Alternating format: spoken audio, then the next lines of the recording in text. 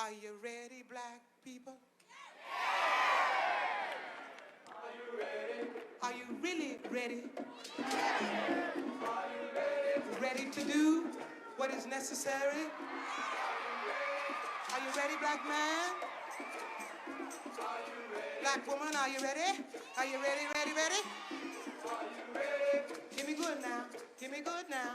Give me good now. Are you ready? Are you ready to kill if necessary?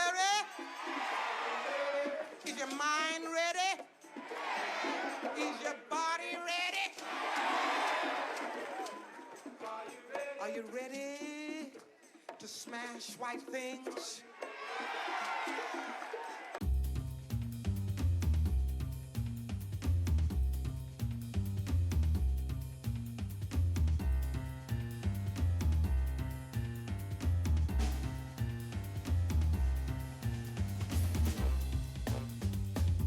It's 1969, the summer, Harlem, and Tony Lawrence, a singer, actor, and activist from St. Kitts, has organized a music festival that would span the entire summer and the entire diaspora. Anybody who had any kind of notoriety as a black politician, activist, or singer, or anybody who wanted to rise and acclaim was there. Acts came from all over the world and represented the global nature of blackness as African American, African, and Afro-Latin and Latin performers showed the absolute hell out for weeks on end. The Harlem Cultural Festival was partially a response to several years of unrest and continued political activism. It was here that Nina Simone read the poem by David Nelson that is the topic of this video. In his absence, Nelson, via Simone, challenges us to take stock of where we are in our commitments to Black liberation by asking us if we are ready for a number of things. Recently, a slew of posts on Twitter brought this poem back to mind. I'm actually not quite sure the context, but seemingly toward the end of January and the beginning of February, many thinkers took to Twitter to disavow the argument that AAVE is broken English. I took issue with this. It's not that I did not understand or do not understand where these declarations were coming from. It's precisely because I do understand where these sentiments come from that makes me wary of them. Through the incomparable performance of Nina Simone, Nelson asks us this question: are you ready to smash white things? In general, the idea of smashing seems to make us think about the tangible, and where not, we tend to think of institutions. All of this is game. All of this is absolutely necessary, and urgently so. But I want to ask this question. Why stop there? Why not break English? What are our obligations to English such that we would need to protect it? What is English, Spanish, Portuguese, or French for that matter, that we should validate our languages beside them by declaring that we have linguistic structures that can be understood as such by white folk? What if Black people need to break the languages of murderers, rapists, liars, and thieves?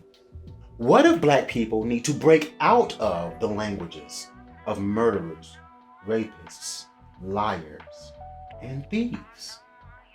To me, this is where we need to take up the very necessary intervention that Toni Morrison makes in her 1975 keynote at Portland State University, where she states that the function, the very serious function of racism is distraction. It keeps you from doing your work. It keeps you explaining over and over again your reason for being. Somebody says you have no language and you spend 20 years proving that you do. In this case, the argument becomes that we have linguistic rules that follow alongside that which could be understood as linguistic rules to colonial peoples. She goes on to say that none of this is necessary. There will always be one more thing. So who cares if AAVE, Pidgin, Creole, Patois, or Creole is called broken English or French? And this is actually not a rhetorical question.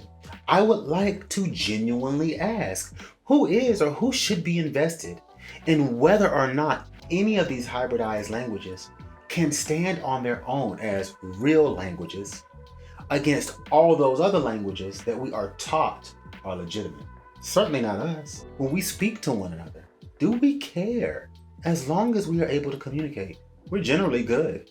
So then, perhaps us naming the linguistic structures that are found across our languages, regardless of colonial tongue, could become a means by which we build coalition through what has persisted among Black people from Africa, instead of a kind of unstated plea for recognition by the real languages that are hegemonically forced on peoples across the globe. What's more is that in our attempt to justify the existences of our languages through the linguistic structures of Western cultures, or linguistic structures that can be made intelligible to Western cultures, we miss out on so much of what makes Black languages exceptional, or even discussions of what gives rise to how Black people create language.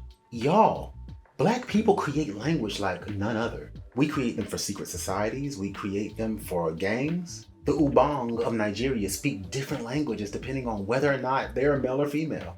Even when we go way across the world to often forgotten populations of Black peoples, to the Pacific Islands, the Black peoples colonially referred to as Melanesians may have as many as 70 to 100 languages on a single island, whereas Polynesian Isles usually average 1 or 2.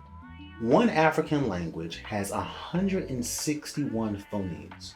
To compare, English has 44. Imagine the expressive capacity of the various ways of combining those phonemes. What's more is that phonemes alone aren't the only way that African languages pack meaning into words. All of this being said, what if the global Black capacity for creation is part of the global Black capacity for smashing white things, for becoming unintelligible? If I were to ask these questions another way, what is our obligation to letting white people know how we communicate, for placing our languages in white boxes? Language is one of the many places that people hold the tenets of their culture. Language is philosophical and psychoanalytic. So it's not just about what people do and produce. Language is an expression of who people are. What do Black languages say about Black peoples? Out of what do Black languages arise? Black languages are multivalent. Black languages are words, utterances, idioms, chronemics, haptics, etc., etc., etc. Just like other languages, sure. But the ways that Black people create space through conversations, or utilize improvisation, engage in non-lethal combat, operationalize the very Black penchant toward being extra as all hell, and collaboratively create in and through Black language, in our particularly Black as fuck ways, says that in many ways that may have not been explored deeply enough, we possess unparalleled capabilities for shit, I don't even know. So again, I ask, Black people, are you ready to smash white things? I want to hear your thoughts, so make sure you leave your answer in the comments below. Also, please share, like, subscribe, and visit our website and Patreon to get up to date on how we're moving and to support us in building Blackly Imaginative community.